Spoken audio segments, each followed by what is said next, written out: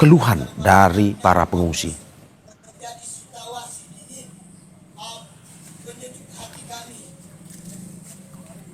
Dan untuk selanjutnya, saudara, kita akan bahas bersama Kepala Pusat Data Informasi dan Kebencanaan BNPB, Abdul Muhari. Pak Muhari, selamat pagi. Selamat pagi. Terima kasih Pak sudah bergabung bersama saya Mario Sarong di studio Pak di Breaking News Kompas TV terkait dengan bencana di wilayah Sumatera bagian utara. Selamat pagi Pak. Pak, ini kita ingin terus mengupdate terkait dengan hingga saat ini jumlah korban yang dirilis atau sudah dikumpulkan oleh BNPB ada berapa Pak yang bisa diinformasikan kepada kita? Ya, setiap hari kita melakukan cut off data di pukul 16.00 Mas Mario. Per hari kemarin Rabu 3 Desember 2025 pukul 16.00 itu data kami yang sudah divalidasi dan diverifikasi dengan pemerintah daerah. Itu meninggal dunia ada 770 dan yang hilang itu masih sekitar 400-an. Nah, kenapa yang hilang ini juga masih tetap dinamis? Karena seiring dengan pembukaan jalan di akses-akses yang sudah mulai bisa pulih kami tembus, itu ketika kemudian tim di lapangan bisa berdialog dan bertanya kepada masyarakat, berkomunikasi dengan masyarakat, kemudian bertambah lagi laporan-laporan tentang sanak keluarga yang belum diketahui. Nah, ini akan tetap terus kita update. Yang perlu saya sampaikan Mas Mario bahwa untuk kegiatan operasi SAR pencarian dan pertolongan ini memang tim gabungan di lapangan sudah bekerja lebih dari 1 minggu dan tentu saja ini secara kondisi fisik juga harus dilakukan penebalan dan pergeseran atau pergantian personil. Saya mengabarkan untuk Aceh misalkan, itu dari personel TNI yang sudah dideploy dari awal di 19 kabupaten kota, itu ada 1.250 personil.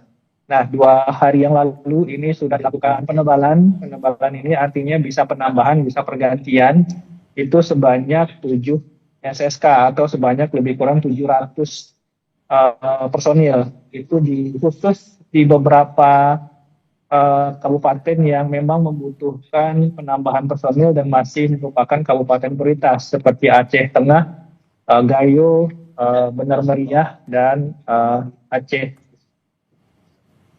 Tamiang.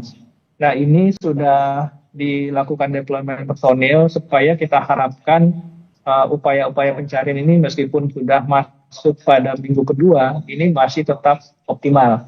Di samping itu juga tentu saja personil-personil ini di samping melakukan dukungan pencarian dan pertolongan, juga melakukan dukungan pemulihan sektor fisik, seperti pembukaan akses jalan, pembersihan akses-akses yang mungkin masih tertimbun material banjir dan longsoran saat ini.